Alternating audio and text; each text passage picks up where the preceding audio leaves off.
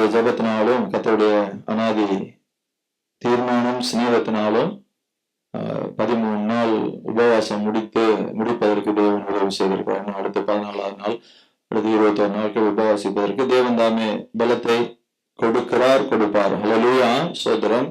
கடந்த நாட்கள்ல அநேகர் கடந்து வந்தாங்க. அநேகர் விடுதலை பெற்றுக் கொண்டார்கள். கர்த்தருடைய நாமம் மகிமைப்படுவதாக. சோதரம். அந்த இடத்துல கடந்த ஒவ்வொருவரும் தேவனுடைய அந்த அன்பையும் தேவனுடைய விடுதலையும் ருசி பார்த்ததை நாங்கள் திருஷ்டாந்தரமாக காண்பதற்கு தேவன் எங்களுக்கு இரக்கம் செய்தார். ஹல்லேலூயா. தொடர்ந்து ஜெபித்துக் கொள்ளுங்கள். கர்த்தர் நாமம் மகிமைப்படட்டும். ஆமென். தேவனுடைய வார்த்தைகளாக கடந்து போக, கடந்த வாரத்துல தேவ சித்தம் அறிந்தவன் பதறான், அதாவது பயப்படான், சமாதானமா இருப்பான் என்று நம்ம பார்த்தோம். அதற்கு ஆதாரமாக வாசிக்கப்பட்ட வசனத்தை யாராவது வாசிக்கலாமா? செய்திக்கு ஆதாரமாக வாசிக்கப்பட்ட வசனம் யாருக்கா ஞாபகம் இருக்கா? வாசிங்க. சோத்திரம்.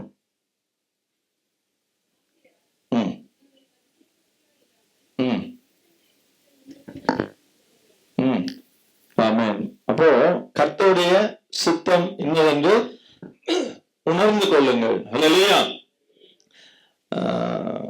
கடந்த நாட்கள் வந்து எப்படின்னாக்க அனல் மூட்டி கொள்ளுங்கள் அப்படின்னு அந்த உபவாச நாட்கள். கடந்த வாரம் ஆராதனை முடிஞ்ச உடனே எனக்கு ஒரு குடும்பத்தினர் எனக்கு ஒரு மெசேஜ் போட்டிருந்தாங்க. அந்த மெசேஜை பார்த்த உடனே நான் என்னை கர்த்தருக்குள்ள அனல் மூட்டி கொண்டேன். ஹல்லேலூயா. ஒரு தேவ சித்தம் வந்து அவங்க அடுத்த வாரம் அதை சாட்சியாக அவங்கள சொல்லலாம் அப்படின்னு நினைச்சேன். ஏன்னா அதன் மூலமாக நான் ஒவ்வொருவரும் அனல் மூட்டிக் கொள்ள வேண்டும் என்பதான் என்னுடைய விருப்பமா இருக்கிறது. ஹல்லேலூயா. இல்ல கர்த்தருடைய நாமம் அதுல மகிமைப்படும். ஆமென்.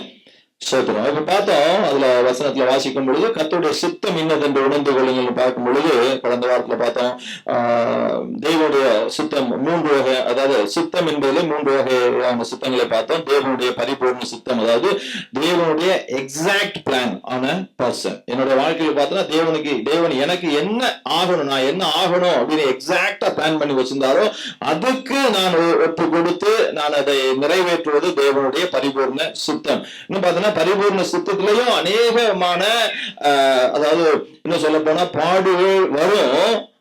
அந்த பாடுகள் மத்தியிலையும் அவருடைய பலன் நம்மளை தாங்கி அந்த பாடுகளை அவரே முன்னின்று அதை தாங்குவதற்கு பலன் கொடுத்து நடத்தக்கூடிய தேவனா இருக்கார். சிந்திச்சு பார்த்தோம், நீங்கள் சும்மா இருங்கள் கர்த்தர் உங்களுக்காக யுத்தம் பண்ணுவார் அப்படின்னா கர்த்தருடைய பரிபூர்ண சித்தத்தின்படியாக போகும்போது கர்த்தர் நமக்காக யுத்தம் பண்ணக்கூடிய தேவனா இருக்கிறார். 2வது பார்த்தோம், தேவனாலே அனுமதிக்கப்படுகிற சித்தம். உருண்டு பிறந்து ஏதாவது எனக்கு கிடைச்சிடணும் அப்படின்னு ஒருவேளை தேவனுடைய பரிபூர்ண சித்தம் என் வாழ்க்கையில ஒரு பாஸ்டர் ஆகணும்னு இருந்திருக்கு நான் நினைச்சு பார்த்தேன்.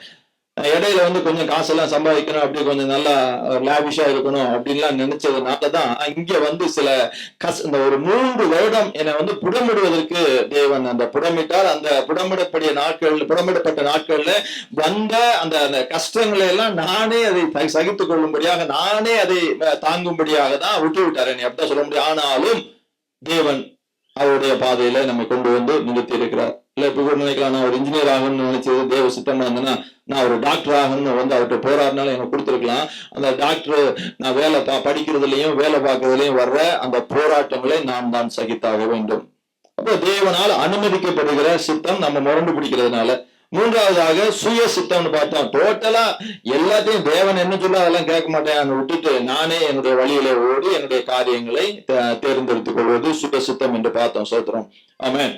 அப்போ அந்த காரியங்கள் எல்லாம் நம்ம பார்த்தோம். இன்னைக்கும் வந்து வேதத்துல வந்து தேவ சித்தம் அறிந்த பாத்திரங்கள் சொல்ல போனா எரேமியா 18 4வது வசனத்துல குயவன் கையில களிமண் என்னாச்சா கெட்டு போயிட்டு அதை பார்த்த குயவன் என்ன பண்ணாத மீண்டுமாக பைபிள பார்க்காம சொல்லுங்களேன், மீண்டுமாக நல்லா சொல்லுங்க சத்தமா. வனைந்தானா போட்டிருக்கு. பார்க்காம சொல்லுங்க, இன்னும் பார்க்காம சொல்லுங்க, கொஞ்சம் பேர் பாக்கீங்க வேகமா, பார்க்காம சொல்லுங்க. மீண்டுமாக நல் அப்படியே போட்டிருக்கு. மீண்டுமாக வேறே பாத்திரமாக வணைந்தான். அல்லேலூயா. அந்த இங்கிலீஷுக்கு போடுங்களம்மா. ஒரு பைபிள் வேர்ஷன்ல போட்டுருக்காங்க. And the vessel was destroyed which he made of clay with his hands, and he turned it and made it another vessel. அதாவது மற்றொரு பாண்டமாக, as it pleased in his eyes to make. அப்ப நான் யோசிச்சு பார்த்தேன், தேவனுக்கு என் மேல ஒரு சித்தம் இருக்குது.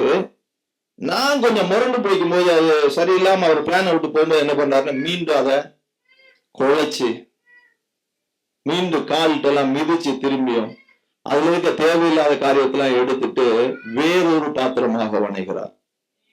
இல்லையா? ஞாபகம் வச்சுக்கணும், அப்ப கூட நம்ம அவருடைய பெர்ஃபெக்ட் பிளான்ல இல்ல. இல்லையா? அதனால என்ன செய்யுன்னா, காலுக்கு மிதி வராம, கைட்டுலாம் திருப்பி அந்த ப்ரெஷருக்குள்ள எல்லாம் போகாம நம்ம தப்பிச்சிடணும் அப்படின்னா, அவருடைய பெர்ஃபெக்ட் பிளானுக்கு என்ன செஞ்சிடணும்?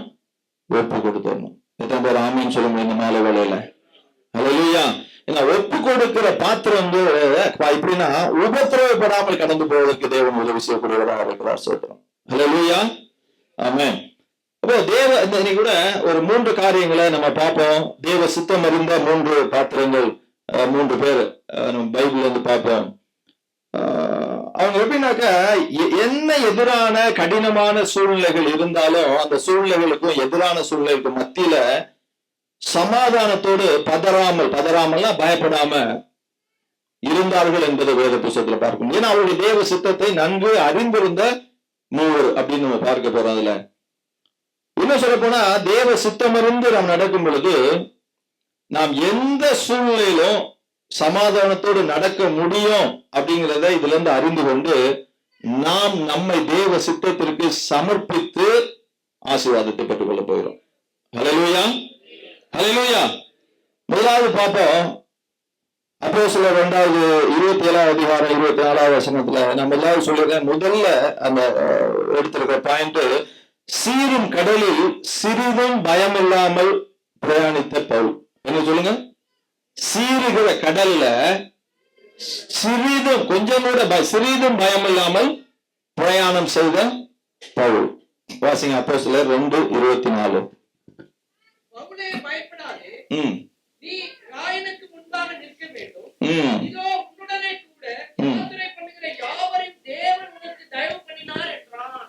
ஹல்லேலூயா. அந்த 24வது வசனத்துல ஆண்டவர் சொல்றாரு, கப்பல்ல இருக்கிறாரு பவுல். ஒரு கொடிதான சூழ்நிலை சுத்திலும் பயப்படத்தக்க, அதாவது அதுக்கு 20வது வசனத்துல சொல்றாரு, இனி தப்பி பிழைப்போம் என்னும் நம்பிக்கை முழுமையும் அற்று போயிட்டு. ஹல்லேலூயா. ஹல்லேலூயா. அது அந்த சூழ்நிலை இருக்கிறாங்க, மகா மோசமான சூழ்நிலை. சொல்றாரு, ஜனங்களை பார்த்து சொல்றாரு 21வது வசனத்துல, மனுஷரே, இந்த வருத்தமும் சேதமும் வராதபடிக்கு என் சொல்ல கேட்டிருந்தீங்கன்னா கிரேத்தா தீவை விட்டு புறப்படாமல் இருந்திருக்கலாம். சரி, வந்தாச்சு, என்ன பண்றது? ஆகிலும் திடமனதாயிருங்கள் என்று இப்பொழுது உங்களுக்கு தைரியம் சொல்கிறேன். கப்பல் சேதமே அல்லாமல் உங்களில் ஒருவனுக்கும் பிராண சேதம் வராது. ஏனென்றால் என்னை ஆட்கொண்டவரும் நான் சேவிக்கிறவருமான தேவனுடைய தூதனானவன் இந்த ராத்திரியில என்னிடத்தில் வந்து நின்று, பவுலே பயப்படாதே, நீ ராயனுக்கு முன்பாக நிற்க வேண்டும். இதோ உன்னுடைய கூட யாத்திரை பண்ணுகிற யாவரையும் தேவன் உனக்கு தயவு பண்ணினார். ஹல்லேலூயா. கப்பல் அநேகர் அவரோட பிரயாணம் பண்றாங்க. இருக்கிறவங்க எல்லாம் அழுது புலம்பி, எப்படி உயிர் போயிரும், அவ்வளவுதான் முடிஞ்சது, எப்படி ஏதாவது கடல்லையாவது குதிச்சு ஓடிடும் நினைச்சிருக்கலாம். நினைச்சு இருக்கும் போது தேவ சித்தம் அறிந்த அந்த பவுல் என்ன பண்றாருன்னா, தூதன் பேசுவதை கேட்கிறார். ஹல்லேலூயா. தேவ தரிசனத்தை காண்கிறார். சோதரம். அப்ப சித்தப்படியாக பிரயாணிக்கிறவர்களுக்கு தேவன் தன் தூதனை அனுப்பி ஆலோசனை கொடுத்து நடத்தக்கூடியவர். எத்தனை பேர் ஆமென் சொல்ல முடியும்? அத்தனை பேரும் ஓரம் போட்டு இருக்கிறான்.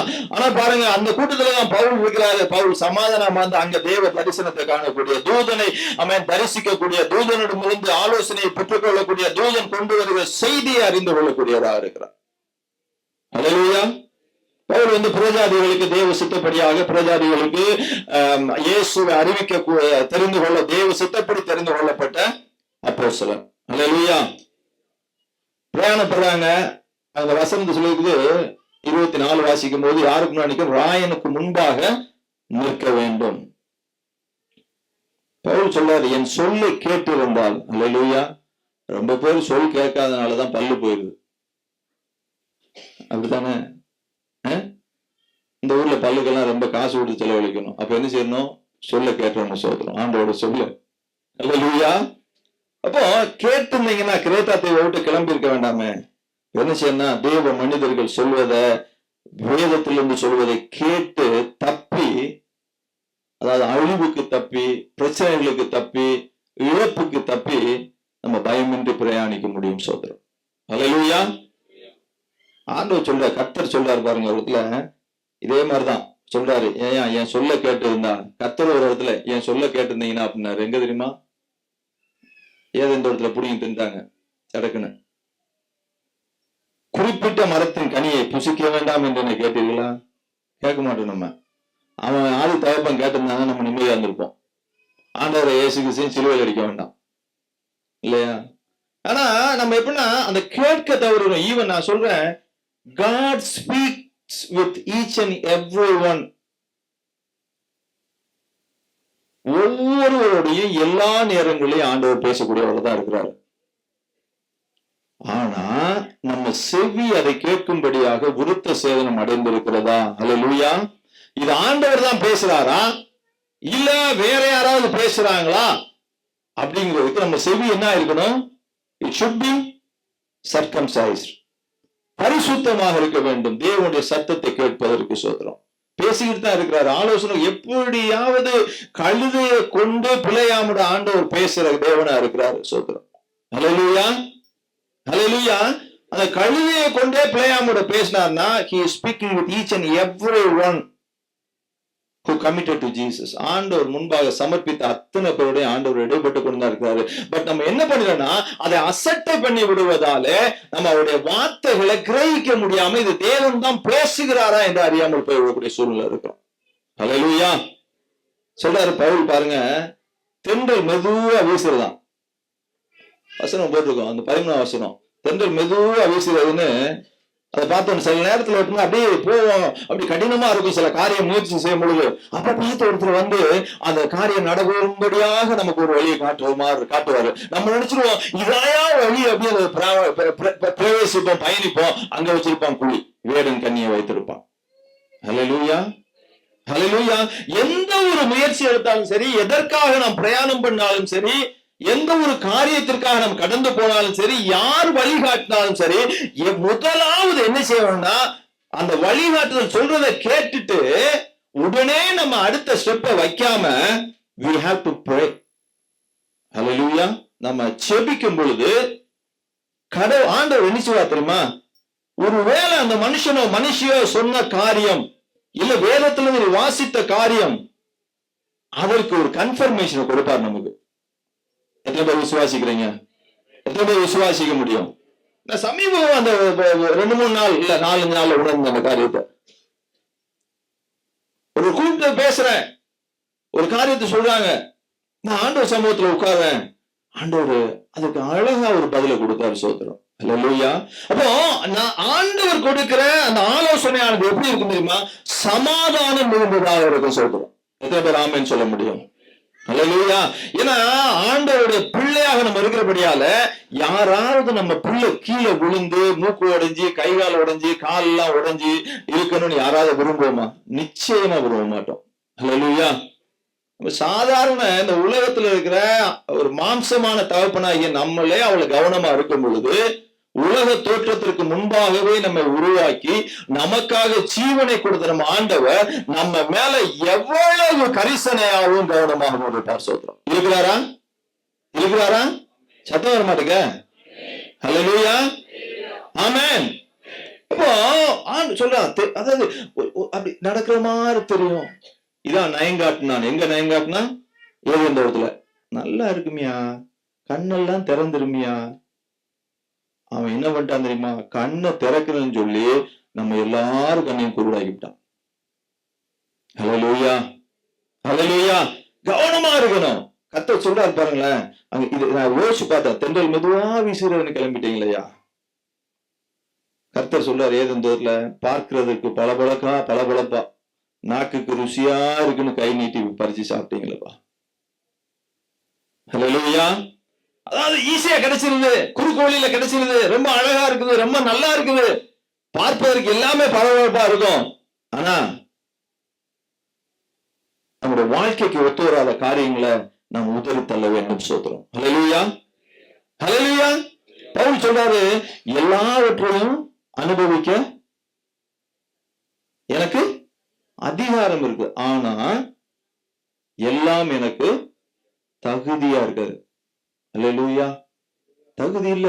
அப்போ நாம் செய்யற ஒரு காரியத்தை, எந்த ஒரு காரியம் வாழ்க்கையில செய்தாலும் சரி, இதை செய்வதற்கு நான் தகுதியுடையவனா என்ன தெரியுமா?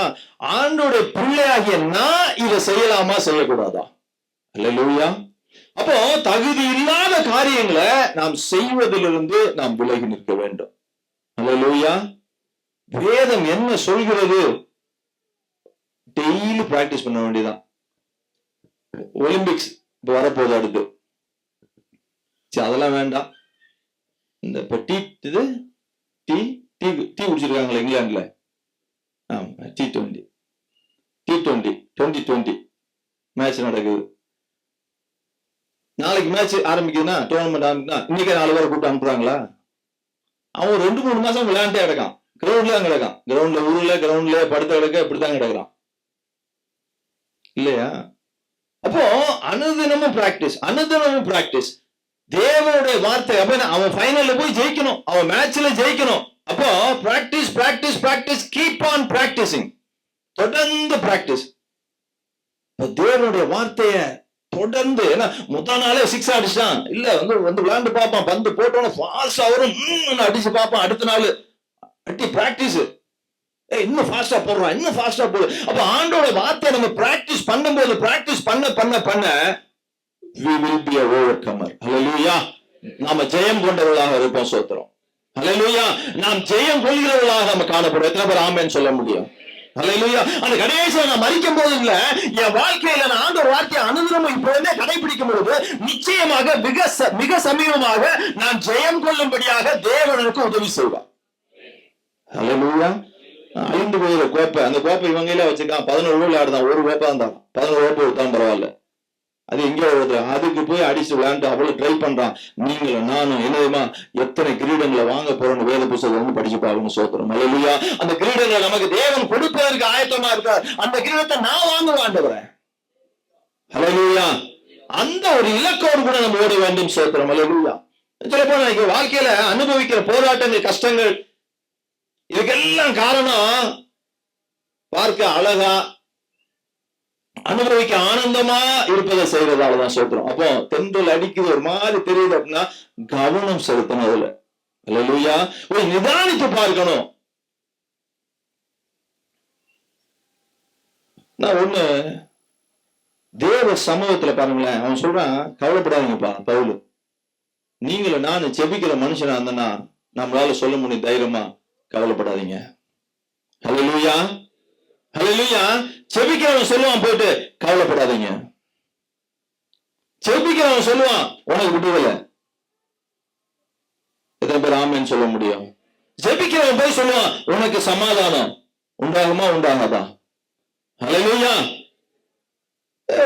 ஆண்டவர் இன்னைக்கு உங்க பார்த்து சொல்றாரு, ஒன்றை குறித்தும் கவலைப்படாதீர்கள்.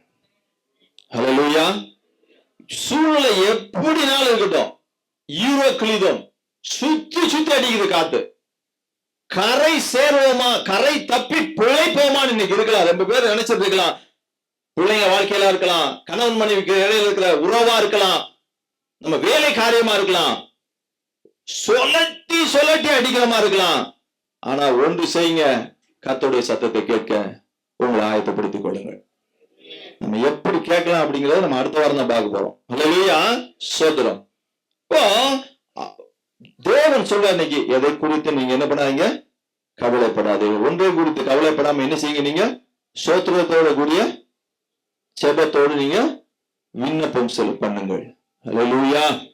பவுல் ஜெபம் பாரு, எல்லா பேரும் அங்கிட்டு காத்தையும் கடலையும் அப்படி கொந்தளிச்சு வருது, எல்லாம் பார்த்து கப்பல் இங்கிட்டு வருது, நங்குலத்தை தேடிப்பான், அதை தேடிப்பான், இவன் தேடிப்பான், தலவாரங்களை எல்லாம் எடுத்து தூர போடுறாங்க, சாப்பாட்டுக்கு வச்செல்லாம் தூர போடுறாங்க.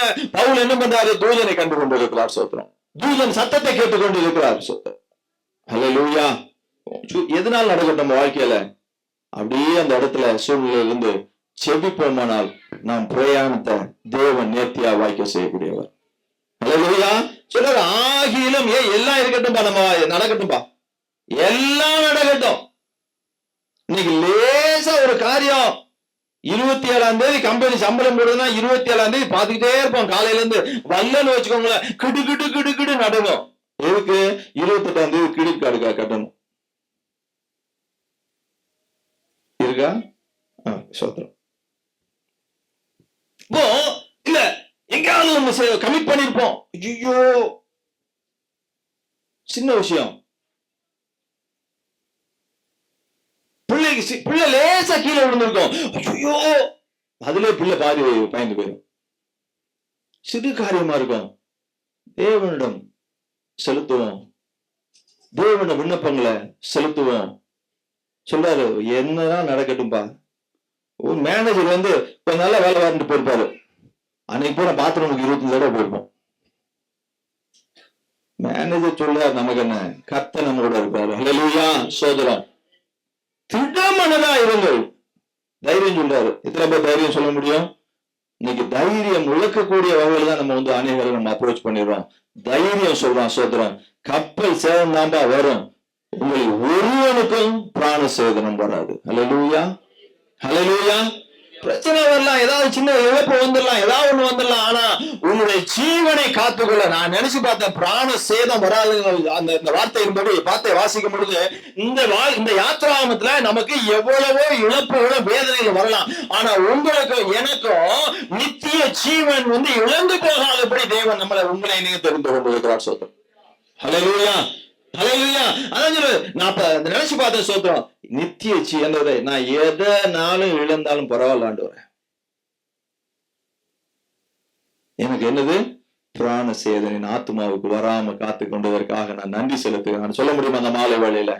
அப்படி சொல்லுவேன். கைவட்டி தேவனை மகிமைப்படுத்துங்களேன். சோத்திரம். ஹல்லேலூயா, ஹல்லேலூயா. அவன் ஜெபிக்கிறவன் வரப்போகிற காரியத்தை அறிவிப்பான். நான் இது ஏன் சொல்றேன்னா, முதல்ல என்ன பண்ணோம், முதல்ல அந்த டைட்டில் என்னது சொல்லுங்க? சீரும் கடலில் சிறிதும் பயம் இல்லாமல் பயணித்த பவுல். ஏன் அப்படின்னாக்க, இதெல்லாம் ஏன் சொல்லி தைரியப்படுத்த முடியுது அப்படின்னால, பவுல் மற்றவங்களை போய் அல்ல, அவனுக்கு நல்லா தெரியும் நான் எங்க போய் நிக்கணும், ரோமாபுரியில ராயனுக்கு முன்பாக நிற்க வேண்டும். அதாவது தேவ சுத்தத்தை அறிந்தவன் என்ன சூழ்நிலை இருந்தாலும் சமாதானமா இருப்பான். ஹல்லேலூயா. சமாதானமா இருக்கிறவனாலதான் தரிசனத்தை காண முடியும். சமாதானமா இருக்கிறவனாலதான் தூதனை தரிசிக்க முடியும். சமாதானமா இருக்கிறவனாலதான் தேவ சத்தத்தை கேட்க முடியும். ஹல்லேலூயா. பல பிரச்சனை, பல போராட்டத்தை மண்டையில போட்டுட்டு போய் தேவ சமூகத்துல உட்கார்ந்தோம்னா, இந்த போராட்டமும் பிரச்சனை தான் நம்ம பேசி இருக்குமே ஒழிய தேவ சத்தத்தை கேட்க தவறு விடுவோம். சுத்தம். ஒரு நாள் ஆண்டவர் என்று இடப்பட்டாரு, நீ இந்த காலம் காத்தால் நீ வந்து எப்படி எப்படி சொல்லுங்க, வாயை திறந்து. காலையில அதிகாலையில வந்து ஏன் தெரியுமா, நான் உங்களோட பேச விரும்புகிறேன். ஹல்லேலூயா. நீ ஒரு 6 மணி 7 மணி 8 மணிக்கெல்லாம் வந்தானா ஒண்ணு உன் பொண்டாட்டியோட பேசித்தான் என் சமூகத்துக்கு வருவேன், இல்லாட்டி உன் பிள்ளையோட பேசித்தான் வருவேன், இல்லாட்டி உன் தகப்பனோட பேசித்தான் வருவேன், இல்லாட்டி உன் தாயாரோட பேசித்தான் வருவேன், இல்லாட்டி யாராவது சபையிலயோ அல்லது இங்கே இருக்க நண்பர்களோட பேசித்தான் வருவேன். அவர்கள் பேசியது உன் மண்டையில இருக்கும், செவியில ஒழித்து கொண்டே இருக்கும். அப்பொழுது என் சத்தத்தை உன்னால சரியா கேட்க முடியாதுப்பா. ஹல்லேலூயா. அப்போ முதல்ல வந்துரு, எந்த காரியமும் மண்டைக்குள்ள செவிக்குள்ள போறதுக்கு முன்னாடி வந்து உட்கார்ந்துரு. I will speak with you. எத்தனை பேர் ஆமென் சொல்ல முடியும்? எத்தனை பேர் இந்த இன்னைக்கு சொல்ல முடியும், அதிகால நேரத்துல தேவனோடு கூட நான் பேச உறவாடக்கூடியவனா இருப்பேன், தேவ சத்தம் கேட்கக்கூடியவனா இருப்பேன்னு சொல்றோம். ஹல்லேலூயா, ஹல்லேலூயா. பவுல் மற்றவர்களை போகல. பவுல் எருசலேமுக்கு வர்றாரு. அங்க உள்ள சகோதரர் எல்லாம் சொல்றாங்க, ஏன்னா தேவ சித்தம் அறிந்தவன், அவனுக்கு தேவன் எப்பவே சொல்லிட்டாரு பாருங்க, அதனாலதான் தைரியமா இருக்கான். என்ன வந்தாலும் நான் வந்து எங்க போவேன், ரோமாபுரிக்கு போவேன். சொல்றேன். அப்போஸ்தலர் 23:11 வாசிங்க. ராத்திரியிலே கர்த்தர் பவுலின் அருகே நின்று, பவுலே திடன்கொள், நீ என்னை குறித்து எருசலேமிலே சாட்சி கொடுத்தது போல ரோமாவிலும் சாட்சி கொடுக்க வேண்டும் என்றார். ஹல்லேலூயா. பாருங்க, பவுல் எருசலேமுக்கு வர்றாரு. அங்க இருக்கிற அந்த சகோதரர்கள் ரட்சிக்கப்பட்டவங்க என்ன சொல்றாங்கன்னா, நீங்க வந்து யூத முறைமைகளுக்கு விரோதமா நீ பேசுன்னு சொல்லிட்டு நீ வந்திருக்கிறத இவங்க எல்லாம் கேள்விப்பட்டாங்க, கண்டிப்பா உன்னை அடிச்சு கொண்டு வாங்க, போவ, நீ போகாத. அங்க சொல்றாரு, பவுலே நீ கவலைப்படாத, ஹல்லேலூயா, சாகவே மாட்டேன். ஏன்னா ஓ மேல நான் ஒரு பெரிய திட்டம் வச்சிருக்கிறேன். ரோம்ல போய் நீ என் நாமத்தை மகிமைப்படுத்த வேண்டும். ஹல்லேலூயா. நீ சொல்லுங்க, தேவ திட்டம் அறிஞ்சவன் எங்க பிரச்சனை வரட்டும், வேலை செய்யற இடத்துல, குடும்பத்துல, எந்த ஒரு இடத்துல பிரச்சனை வந்தாலும் தைரியமா சொல்ல முடியும். யோபு வாழ்க்கையில இருந்து பார்க்கலாம், சொரிஞ்சுக்கிட்டு ஓட்ட வச்சு சொரிஞ்சுட்டு கிடக்கான். அவன் மனைவி செத்து போயிட்டாளா? சாகல. புள்ள செத்து போயிடுச்சு. இருந்த ஆடு மாடு கழுத குதிரை ஒட்டகம் எல்லாம் செத்து போச்சு. சொல்றாரு, யாரு வந்து நிப்பாலாம்? யார் சொல்லுங்க, யாரு? சத்தமா சொல்லுங்க. மீட்பர் உயிரோடு இருக்கிறார். ஒரு மண்ணில் வந்து நிற்பத சொந்த கண்ணால காண்ப. ஹல்லேலூயா, ஹல்லேலூயா. அத கூட விட்டுருங்களேன், வேற இடத்துக்கு வாங்க. ஒரு தீர்க்கதரிசி இருந்தாரு, அவர் பேரு சிமியோன் நினைக்கிறேன்.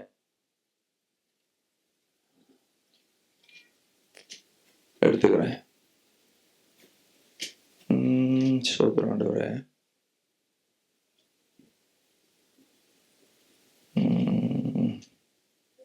லூக்கா 2 தானே? யோவான் 2 போய் எழுதிருக்கேன். சோதரம். அங்க ஒரு தீர்க்கதரிசி இருக்கிறாரு, அவர் பேரு சிமியோன். 25 பார்க்கும்போது அவர் சொல்றாரு, வயசாயிடுச்சு. அப்படி சிமியோன் பேர் கொண்ட அந்த மனுஷன் எருசலேமில் இருந்தான். அவன் நீதியும் தேவ பக்தியும் உள்ளவனாயும் இஸ்ரவேலின் ஆறுதல் வர காத்திருந்தவனாமா இருந்தான். அவன் மேல் பரிசுத்த ஆவியானவர் இருந்தார். பாருங்க, கர்த்தருடைய கிறிஸ்துவை நீ காணும் முன்னே மரணம் அடைய மாட்டாய் என்று பரிசுத்த ஆவியினாலே அவனுக்கு அறிவிக்கப்பட்டது. அல்லேலூயா. வயசு வந்தாலும் பரவாயில்ல, நான் வரப்போகிற ரட்சகரை காணாம மறிக்கவே மாட்டேன்னு காத்திருக்கிறார். ஹல்லேலூயா, ஹல்லேலூயா. நீங்க தேவ சித்தம் அறிந்து நடப்பீங்கன்னா உங்க பிள்ளைகளையும் காண்பீங்க, பிள்ளைகளின் பிள்ளைகளுடைய வாழ்வை நீங்க காண்பீங்க. சோதரம். ஹல்லேலூயா. உங்க மீது வைத்திருக்கிற திட்டங்கள் நிறைவேற நிறைவேறும்படியாக உங்க சொந்த கண்களை காணும். ஹல்லேலூயா. உங்க திட்டங்கள் நிறைவேறத ஒரு நாள் இன்னைக்கு போட்ட விதை நாளைக்கு முளைக்குது. இன்னைக்கு சொன்ன சுவிசேஷத்துல ஒருத்த நாளைக்கு வந்து அவன் ரட்சிப்படையலாம். இல்ல, அதை வந்து உங்க பிள்ளையோ அல்லது அடுத்த தலைமுறையை காணாது, நீங்களே காண்பீர்கள். சோதரம். ஹல்லேலூயா. சொல்றாரு, திட்டங்கள்ப்பா, நீ வந்து ரோமாபுரிக்கு போகணும்.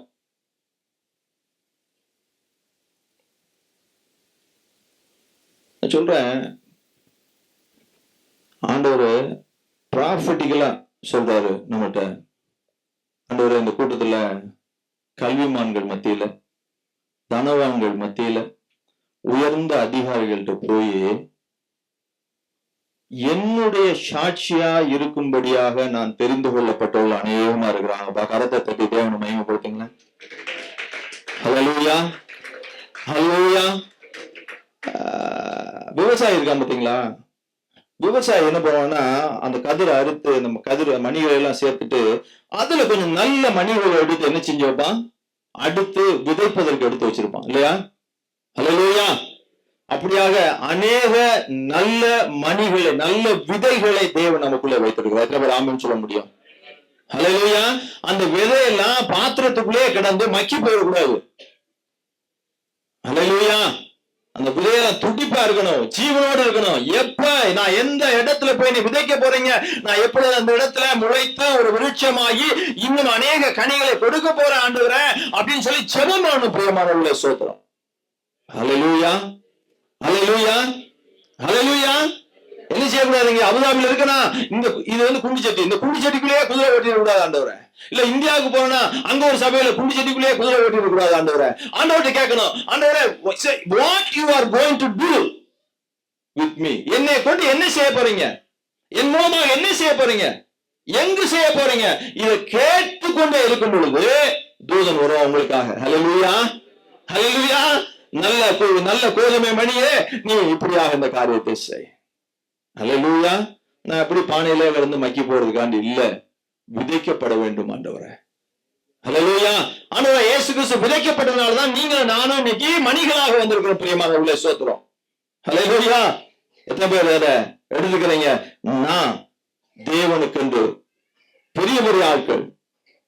சும்மா இன்னைக்கெல்லாம் பாருங்க, ஏழை இவங்களை போறோம், எதுவும் சொல்றோம், ஒன்னு வசனம் சொல்றோம், பிணியாளிக்கு தான் மருத்துவம் தேவை, அதனாலதான் வந்து கஷ்டப்படுறவங்க போறேன். அப்ப யாரு வந்து பெரிய பெரிய வேலை இருக்கவனுக்கும் பெரிய அதிகாரிகளுக்கும் ராஜாக்களுக்கும் யாரு சொல்ல முடியும்? சோத்திரம். ஹல்லேலூயா. சொல்லணும், நான் சொல்ல ரெடியா இருக்கேன் ஆண்டவரே. ஒருவேளை வயசாயிடுச்சு, நீ எங்க போற? இல்ல, என் பிள்ளைய சொல்லட்டும் ஆண்டவரே. சொல்லுங்க, அதுக்கு பிள்ளை மேல சித்தத்துக்காக நீங்க தேவ சமூகத்துல கேளுங்க. சோத்திரம். ஹல்லேலூயா. எத்தனை பேர் கேட்பீங்க? வாலிபர்கள் எத்தனை பேர் இருக்கீங்க நம்ம சபையில? சோத்திரம். வாலிபர்கள் கேட்பீங்களா? மூச்சே வர மாட்டேங்குது, எங்க அனுப்பிடுவாங்களோன்னு பயம். சோத்திரம். ஹல்லேலூயா. கடலும் காற்றும் நம்ம பிரயாணத்தை ஒண்ணுமே செஞ்சிடாது. சோத்திரம். ஹல்லேலூயா. அது நம்மளை வீழ்த்தி விடவே முடியாது. ஏன்? பவுலோட வாழ்க்கையில, பவுலோட பிரயாணத்துல ஒண்ணுமே செய்ய முடியல. பவுன் போய் ராயனுக்கு முன்னாடி நின்னாரு. ஹல்லேலூயா. தேவனை குறித்து சாட்சி சொன்னாரு. ஹல்லேலூயா. சோத்திரம். தேவ சித்தம் அறிந்தவன் எந்த சீற்றத்திலும் சீரும் கடலில சமாதானமா பிரயாணம் பண்ணுவான். சோத்திரம். ஹல்லேலூயா. ஊழிய பாதையில மட்டுமில்ல, எல்லா காரியத்திலும் என்ன சூழ்நிலை வந்தாலும் நம்மளால சமாதானமா பிரயாணம் பண்ண முடியும். ஏன் தெரியுமா? நான் இப்ப நினைச்சு பார்த்தேன், தேவ தூதம், தேவ பிரசன்னம், தேவனுடைய சமூகம் நம்மளோட கூட இருக்கு. பிரியமானவர்களே, ஹல்லேலூயா. தேவ சுத்தம் அறிந்தவன், தேவ சத்தத்தை கேட்டு நடக்கிறவன் கூட தேவ பிரசனம், தேவ சமூகம். அதான் மோசே, உங்க சமூகம் முன்னால போனா போதும், தேவ பிரசனம், தேவ சமூகம் மோசேக்கு முன்னாலே போயிட்டு இருந்துங்க. சோத்திரம். ஹல்லேலூயா. அப்ப முதலாவது சீரும் கடலிலும், சொல்லுங்க, மறந்தீங்களா? கொஞ்சம் பெருசா இருக்கா? சீரும் கடலும் சிறிதும் பயம் இல்லாம பிரயாணம் பவுல் செஞ்சார். ஏன்னா அவர் தேவ சித்தத்தை அறிந்திருந்தார். சோத்திரம். இரண்டாவதா வாசிக்கலாம், அப்போஸ்தலர் 12 எடுத்துக்கோங்க. 2வது பாயிண்ட், சிறையில் சிங்காரமாய் படுத்துறங்கியார் ஒரு ஆளு. யார் அது தெரியுதா? சிங்காரமான ரொம்ப அழகா, சின்ன பிள்ளைலாம் படுத்து கிடந்தோன்னா பார்க்க ரொம்ப அழகா இருக்கும். பாக்குறதுக்கு அப்படி சாந்தமா. கோவக்கார ஒரு மனுஷன் கூட அப்படி படுத்து உறங்கினா வச்சுக்கோங்க, அவன் அப்படி உறங்க மாட்டான். இல்லாட்டி அப்படி உறங்க மாட்டான். அவன் முகமும் படுத்து உறங்கும் போது அப்படி அழகா இருக்கும் பார்க்க. சோதரம். என் மனைவி வந்து என்னோட அழகை எப்ப பார்ப்பாங்க தெரியுமா? படுத்து உறங்கும் போது பார்ப்பாங்க. மத்த நேரம் சும்மா தூரப்ப அப்படின்னு இருப்போம். படுத்து உறங்கும்போது குரங்கு கூட அழகா இருக்கும். நான் தான் எல்லாருக்கும் சிரிச்சுக்கோங்க. சோதரம். ஹல்லேலூயா. அப்போ சிறையில வச்சிருக்கிறாரு. தேவனால் தெரிந்து கொள்ளப்பட்ட யூதர்களுக்கு தேவனை அறிவிக்கும்படியான இன்னொரு அப்போஸ்தலன் தான் பேதுரு. ஹல்லேலூயா. அவன் கையில ஆண்டவர் சாவியை கொடுக்கிறார். பேதுரு, இந்த கல்லின் மேல் பாறை, இந்த பாறையின் மேல் என்ன செய்வேன்? சபையை கட்டுவேன். உன் கையில சாவியை கொடுக்குறேன்பா. ஹல்லேலூயா. அப்போஸ்தலர் 12வது அதிகாரத்தை பார்க்கும்போது அங்க ஒரு ராஜா இருக்காரு, ஏரோது ராஜா. அந்த ஏரோது ராஜா வந்து சபைகளை பயங்கரமா துன்பப்படுத்தி இருக்கிறாரு. துன்பப்படுத்தி என்ன பண்ணிட்டாங்கன்னா, யோவானுடைய சகோதரன் யாக்கோபை என்ன பண்ணிட்டாங்கன்னா வெட்டி கொலை பண்ணிட்டாங்க. சோத்திரம். 15 நிமிஷம் தான் இருக்கு, முடிச்சிருவோம். சோத்திரம். இதுக்கு அடுத்து என்ன பண்ணாங்கன்னா, யூதர்களுக்கு அந்த அப்ப பண்டிகை நாளா இருக்குது. அந்த சமயத்துல வந்து யூதர்களுக்கு பிரியமா இருக்குதுன்னு பார்த்துட்டு பேதுருவை என்ன பண்ணியாச்சு? பிடிச்சு வச்சாச்சு, ஜெயில போட்டாச்சு. அப்ப பண்டிகை நாளா இருந்ததுனால அவங்களை விட்டுட்டாங்க. இல்லாட்டி அவனை அப்ப கொண்டுக்கலாம், ஒருவேளை கொண்டுக்கலாம். சிறைச்சாலையில பேதுரு காவலில் வச்சுட்டாங்க. 2 சங்கிலியால கட்டி காவலர்களையும் வச்சு ஜெயில போட்டாச்சு. அங்க என்ன செய்யாது தெரியுமா? காலைல கூட இந்த மெசேஜ், போன வாரத்துல நான் ஒரு இந்த மெசேஜ் கம்ப்ளீட் பண்ணி வச்சிருக்கேன். கம்ப்ளீட் பண்ணி முடிச்சுட்டு நான் நிப்பாட்டுறேன். நான் இந்த ரூம்ல வந்து பண்ணிருக்கேன். அடுத்த ரூம்ல எங்க ஐயா அந்த மெசேஜ் பேசிட்டு இருக்கிறாரு. I rejoice in God. Hallelujah. இது போன வாரமே ப்ரிப்பேர் பண்ணி வச்சேன். இதை கொஞ்சம் சீர்படுத்திட்டு இருந்தேன் உட்கார்ந்து. என்னால முடியும், மண்டைக்கு மூணு தெரிஞ்ச அளவு ஆண்டவர் எனக்கு பேசினதை வச்சுட்டு இதை முடிக்கல. இதை சீர்படுத்தி இருக்க அங்கிட்டு பேசிருக்காரு இந்த காரியத்தை. என்னடா இது? ஹல்லேலூயா. கர்த்தர் நல்லவர், நம்ம நேசிக்கிறார். எவ்வளவு அதிகமா நேசிக்கிறார் தெரியுமா? ஹல்லேலூயா. அப்படி என்ன செய்யணும்? சின்ன பிள்ளை மாதிரி துள்ளி குதிச்சு ஓடி வந்த இந்த பக்கம். இதை பார்த்தாங்க என்ன, அப்பயே புரிஞ்சு போச்சு இவருக்கு. ஏன்னா போன வாரம் அப்படித்தான் ஓடி வந்தேன். ஹல்லேலூயா. சிறைச்சாலையில பேதுரு அப்படியே உறங்கிட்டு இருக்காரு. ஏன் கொல்ல போறாங்க? காவலாளி சொல்லிப்பான். பேதுரு என்ன செஞ்சிருப்பாரு? அப்படின்னு செஞ்சிருப்பாரு. நான் அப்படி நினைச்சு பார்த்தேன். யாக்கோபை கொண்டு விட்டாங்கப்பா, அப்ப பண்டிகைன்னு பேசாம இருக்கான், நாளைக்கு ஒண்ணு கொண்டு விடுவான். தட் மீன்ஸ் முடிஞ்ச உடனே கொண்டு விடுவான். அப்போ ஜோலியை பாருங்கட்டான் பேதுரு. நான் அப்படிதான் நினைச்சு பார்த்தேன். உன் வேலையை பார்த்து என்னை கொள்ளுவானா, என் ஆண்டவர் விட்டுருவாரா? பேதுரு. நம்ம எல்லாம் சொல்லுவோம், சபையே செவிக்கியா, அறிவில்லாத கிடந்து உறங்கிட்டு இருக்கான். அல்லேலூயா. அந்த அறையில இருளாம். வாசிச்சா தெரியும். 7வது வசனம், அப்படி கர்த்தர் அறையில வெளிச்சம் பிரகாசித்தது. சோத்திரம். அப்ப வெளிச்சம் பிரகாசிக்கிறா, அங்க இருளு, சிறைச்சாலை இருளு. இந்த காலத்து இப்ப இருக்க சிறைகளே இங்க இருளா இருக்கு, லைட்டே கிடையாது. அப்ப அந்த காலத்து சிறை சுத்தமா இருளு. வசனத்தை யோசிச்சு பார்த்தா மத்தேயு 4:15, இருளில் இருக்க ஜனங்கள் பெரிய வெளிச்சத்தை கண்டார்கள். அல்லேலூயா. மரண இருளின் திசைகளுக்கு வெளிச்சம் உதித்து. இன்னைக்கும் யாராவது நான் இருட்டின் அனுபவத்தில் இருக்கிறான், எனக்கு வெளிச்சம் ஒண்ணு கிடையாதா, எனக்கு ஏதாவது ஒரு விடிவே கிடையாதா? ஆண்டவர் சொல்லாரு, நான் உனக்கு வெளிச்சமா இருக்கு, நீ ஏன் கவலைப்படுற? அல்லேலூயா. சிறைச்சாலை அனுபவமா கிடக்கிறேன், இருண்டு போன இடத்துல கிடக்கிறேன், இல்ல உனக்கு தான் தேவன் ஒரு வெளிச்சத்தை கொடு, வெளிச்சமா இருக்கிறார். சோத்திரம். அல்லேலூயா. தேவ சித்தம் அறிந்து நீங்கள் நானும் நடப்போம்னா, நம்ம இருக்கிற இடம் இருளா இருந்தாலும் நமக்காக அங்கே வெளிச்சம் உதிக்கும். எத்தனை பேர் ஆமென் சொல்ல முடியும்? நம்ம வழிகாட்டும்படியாக வெளிச்சம், நம்ம விடுவிக்கும்படியாக வெளிச்சம், நம்ம உயர்த்தி வைக்கும்படியாக வெளிச்சம் உண்டாகும். சோத்திரம். ஏன் உரைக்கிட்டு இருக்காரு அப்படின்னா, நல்ல சொல்லி இது சொன்ன பிறகும் யோவான் போங்களேன். யோவான் என்கிட்ட ஓடி போச்சு, கை தட்டோன்னு என்கிட்ட ஓடுது. யோவான் 21:18 வாசிங்க. தேவ சித்தத்தை பாருங்க. பேதுரு மீதான தேவ சித்தம் வாசிங்க. யோவான் 21:18 வாசிங்க. எடுத்தவங்க டக்குன்னு.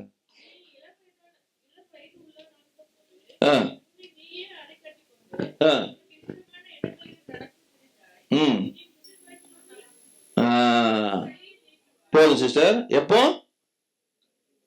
சொல்லியிருந்தார் பாஸ்டர், நான் அவர்கிட்ட கடன் வாங்கி சொல்லியிருந்தேன். பேதுரு விட்டு திருப்பி வந்து சொல்லிப்பானா, கொல்ல போறாங்க. உடனே பேதுரு என்ன கேட்டுப்பாரான், ஒரு கண்ணாடி வாங்கிட்டு வா. இப்ப கூலிங் கிளாஸ் தான் வாங்குறோம். ஒரு கம்பெனில என்ன பண்ணிட்டாங்கன்னா, நீங்க எல்லாம் அப்படி செஞ்சிடாதீங்க, நல்ல இன்சூரன்ஸ் கொடுத்தாங்களாம். 700 ரூபா, 800 ரூபா, 900 ரூபா, 1000 ரூபாய்க்கு 5-6 கூலிங் கிளாஸ். பெரிய பெரிய கம்பெனி 20,000, 15,000 தான். அந்த மனுஷன் நல்ல தேவ மனுஷனா இருக்காரு. ஓனர் கூப்பிட்டு மீட்டிங் எல்லாம் போட்டு விட்டுருங்க பாவம் அப்படின்னு. இல்ல தம்பி, சோத்திரம். அல்லேலூயா. நம்ம இன்சூரன்ஸ் எல்லாம் என்ன செய்யக்கூடாது, நம்ம கம்பெனி இன்சூரன்ஸை தவறான முறையில பயன்படுத்தக்கூடாது. அப்படித்தானே? சோத்திரம். அல்லேலூயா. பாருங்க, கண்ணாடி என்ன கண்ணாடி? முகம் பாக்குற கண்ணாடி. எதுக்குன்னா பேதுரு தலை சீவர கண்டுவா இருக்காரு. பேதுருக்கு முடி இருந்துச்சா? முடி இருந்துச்சா இல்லையா? கூட வந்து பாத்துலான்னு கேள்வி ஓட்டுவாங்க. எல்லாம் வாயத்தை இருக்காம இருக்கே. சோத்திரம். எதுக்கு கண்ணாடி தெரியுமா? வாங்கி பேதுரு பார்த்தாரா அப்படி. நான் வாலிபராத்தான இருக்கேன், எனக்கு ஆண்டவர் சொன்னது முதிர் வயதாகும்போது எனக்கு மரணம். அல்லேலூயா. சோத்திரம். கடன் வாங்கிட்டேன் நானு, அது சொல்லி உண்மையை சொல்லிடுறேன். சோத்திரம். அப்போ எனக்கு முதிர் வயதுல மரணம் இருக்கும் பொழுது, எவன் எந்த ஏரோது வந்தாலும், எந்த மேனேஜர் வந்தாலும், எவன் வந்தாலும் சரி, எனக்கு என்ன கிடையாது, டெர்மினேஷன் கிடையாது. எது? அவன் லைஃப்ல இருந்து அவனுக்கு டெர்மினேஷன் கிடையாது. நமக்கு வேலையில இருந்து டெர்மினேஷன் கிடையாது. ஐயோ, புது மேனேஜர் வந்துட்டான், என்ன செய்ய போகலாம்? அவன் என்ன செய்வான்? அவன் வேலையை தான் செய்வான். ஹல்லேலூயா. ஹல்லேலூயா. அப்போ அவன் தெரிஞ்சு போச்சு, முதிர் வயதுலதான் எனக்கு விரும்பாதபடியான ஒரு மரணம், நான் இதுக்கு கவலைப்பட வேண்டும். சோத்திரம். பேதுரு வந்து விழாவில் தட்டினாரு, சங்கிலிகள்லாம் கலந்து விழுந்தது. சோத்திரம். அல்லேலூயா. தேவ சித்தப்படி நடந்தீங்கன்னா எந்த சங்கிலிகள் உங்களை கட்டினாலும் தேவ தூதன் தட்டி அந்த சங்கிலிகளை அறுந்து போகும்படியாக செய்யக்கூடிய தேவனா இருக்கிறார். சோத்திரம். கட்டி கிடக்குறோம், கட்டி பூட்டி கிடக்குறோம், கட்டி வச்சுட்டாங்க. இல்ல, தேவ தூதன் வந்து தொட்டா போதும், நம்ம சரீரத்துல தொட்டா போதும், அந்த சங்கிலிகள் அறுந்து போய், நீ வியாதியின் சங்கிலியா இருக்கலாம், சாபத்தின் சங்கிலியா இருக்கலாம், போராட்டமா இருக்கலாம், அந்த தேவ சுத்தம் இருந்து நடக்கும் பொழுது அந்த சங்கிலிகளை அறுத்தறிவதற்கு நமக்காக தூதனை அனுப்பக்கூடிய தேவனார். ஹல்லேலூயா. ஹல்லேலூயா. ஆண்டவர் சொன்னத பேதுரு சொந்த செவியால கேட்டான். சோத்திரம். அல்லேலூயா. அதனால அவனுக்கு தைரியம், எனக்கு இப்ப மரணம் இல்ல. சோத்திரம். ரெண்டு சங்கிலியில 100 சங்கிலியை போட்டோம், ரெண்டு சேவகர்ல 100 பேர் 2000 பேரை வைக்கட்டும், நான் தேவ சுத்தம் அறிந்திருக்க வேண்டியவன். நான் இந்த ஜெயிலையும் இந்த சங்கிலியும் பார்த்து கலங்க வேண்டிய தேவையில்லை. அல்லேலூயா. முதலாவது பாயிண்ட் என்னது? சீருகிற கடல்ல சிறிதும் பயம் இல்லாமல் பிரயாணித்த தேவ சுத்தம் அறிந்த பவுல். இரண்டாவது, சிறையில சிங்காரமா படுத்து தூங்கிய தேவ சுத்தம் அறிந்த பேதுரு. அல்லேலூயா. மூன்றாவதா ஒரு ஆளை காட்டுவோம். மார்க் 4:35-41 வரைக்கும் பார்க்கலாம். சீடர்கள் பதற, அதாவது பயப்பட, சீஷர்கள் பயப்பட்டு கொண்டிருக்க ஆழ்கடலில் அயர்ந்து உறங்கிய ஆண்டவர். அல்லேலூயா. அல்லேலூயா. சீஷர்கள் என்ன பண்றாங்க? பிரயாணம் பண்ணும் பொழுது காற்றும் கடலும் கொந்தளித்து விட்டு, இன்னைக்கு அப்படிதான் இருக்கும். அந்த மார்க் 4வது அதிகாரம் எடுங்களேன், வாசிக்க வேண்டாம். மார்க் 4வது அதிகாரத்தை எடுத்து வச்சுக்கோங்க.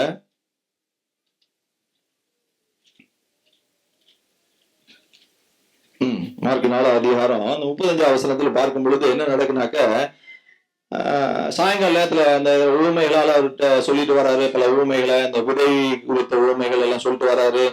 எல்லாம் முடிச்ச உடனே, வாங்கயா சாயந்தர நேரத்துல சொல்றாரு, அக்கறைக்கு போவோம், அந்த பக்கமா போவோம், இந்த கடலை கடந்து அந்த பக்கமா போவோம். படகுல ஏறுறாங்க. கிடையும் போயிருக்காங்க. பலத்த சுழல் காற்று. சுழல் காத்து அடிச்ச உடனே படகு அந்த போட்டு நிரம்பும்படியான தண்ணி உள்ள வந்துச்சு. அலைகள் எழும்பி அதை மோதி அடிக்கிற ஒரு பக்கம் போட்டுக்குள்ள தண்ணி. கப்பர்நகூம்ல இருந்து கதரேனருடைய நாட்டிற்கு போறாங்க. அந்த கொஞ்சம் அப்படி நார்த்ல இருந்து சவுத் நோக்கி அவங்க பிரயாணம் பண்றாங்க. இந்த கடலை கடந்து அடிச்சு நொறுக்குது. கப்பல் அங்கிட்டு விட்டு ஆடிட்டு கிடையாது. இவங்கெல்லாம் அலறி ஓலமிட்டு இருக்காங்க.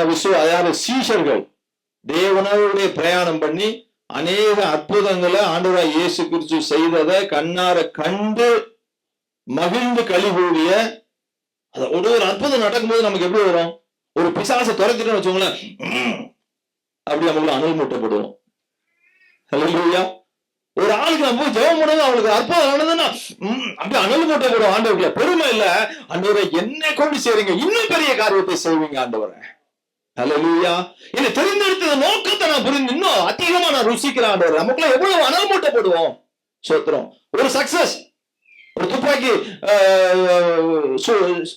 என்னது ஷூட்டர், அப்படித்தானே? ரைபிள் ஷூட்டர், அது என்ன ஒண்ணு, துப்பாக்கி ஷூட்டர் வீரன். ஒரு கோல்டு மெடல் அடிச்சான், ஒரு பிரான்ஸ் மெடல் அடிச்சானா விடக்கூடாது. பிரான்ஸ் மெடல் அடிச்சா அடுத்து விடக்கூடாது, வெள்ளி சில்வர் மெடல். அடுத்து போறான் போட்டிக்கு, சில்வர் மெடல் அடிச்சான் விடக்கூடாது, கோல்டு மெடல். நேஷனல் லெவல்ல இல்ல, இன்டர்நேஷனல் லெவல்ல இல்ல, ஒலிம்பிக்ஸ் இல்ல, வேர்ல்டு கப். எப்படி போறான் பாருங்க அவன். அப்ப ஒரு மெடலை அவன் கையில வாங்கும் பொழுது உத்வேகம் வருது. அடுத்து என்ன? நான் ஒரு காரியத்தை தேவன் நம்ம கொண்டு செய்யும் பொழுது அடுத்து நான் என்ன செய்யணும்? அல்லேலூயா. அல்லேலூயா. கர்த்தருக்கு காத்திருக்கிறவர்கள் என்ன பண்றாங்களா? கழுகு போல் பலன் அடைந்து என்ன பண்றாங்களா? அங்கே இல்ல, கீழே போக கூடாது. we have to fly more. மேல பறக்கணும், மேல பறக்கணும். அதுக்காக சும்மா தலைகால் புரியாம மேல பறந்து விடக்கூடாது. கர்த்தருக்குள்ளாக நம்ம மேன்மை பாராட்ட வேண்டும். சொல்றோம், கர்த்தரை குறித்தே மேன்மை பாராட்ட வேண்டும். சொல்றோம். அல்லேலூயா. ஒருத்தர் போய் ஜெபம் பண்ணிட்டோம், சுகமாயிடுச்சுன்னா அப்படியே ஒரு பேனர் அடிக்கிறது, அப்படி வெறுவாயால வர சுட்ட மாதிரி இல்ல. சோத்திரம். ஏன் தெரியுமா? நீங்க ரகசியமா நீங்க எல்லா காரியத்தையும் நீங்க வச்சிருந்தீங்கன்னா, தேவன் செய்யற காரியத்தை வச்சிருந்தீங்கன்னா, வெளி அரங்கமாக தேவன் அளிக்கும் பலனை நீங்கள் காண்பீர்கள். உலகம் காணும். சோத்திரம். ஆந்திராவுக்கு உதவ கூட்டினாங்க. ஆந்திராவில் Andhra have the passion of no not passion, tradition of making wall posters, right? ஆந்திராவில் வந்து அந்த போஸ்டர்ஸ் எல்லாம் பயங்கரமா அடிப்பாங்க. நேரமாயிடுச்சு, நான் 5 நிமிஷம் முடிச்சிடறேன். நாங்க போனோம் இப்போ 2018-17 நினைக்கிறேன். போட்டோ எல்லாம் கொடுங்க அப்படின்னாங்க, பேரெல்லாம் கொடுங்க அப்படின்னாங்க. நாங்க இங்க இருந்து போட்டோ எல்லாம் எதுக்குன்னா பேனர் வேண்டாம், பேரெல்லாம் ரெவரண்ட், நீங்க ரெவரண்டா பிஷப்பா, பிஷப் எல்லாம் பிரிங்கிட்டு போயிடும், ரெவரண்ட்லாம் ரோட்ல நிக்கணும். உடனே பாஸ் சொன்னாரு, பெரிய கழுதை எபினேசர்னு போடுங்க, சின்ன கழுதை அதாவது இயேசுவை சுமக்கும் பெரிய கழுதை எபினேசர், இயேசுவை சுமக்கும் சின்ன கழுதை யுவராஜன் போடுங்க.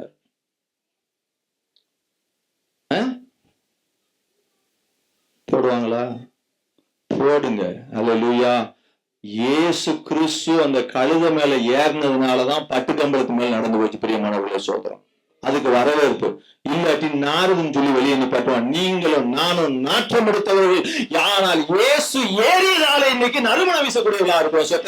கலத்தை தட்டி தேவனை மகிமைப்படுத்த வேண்டாமா? அல்லேலூயா.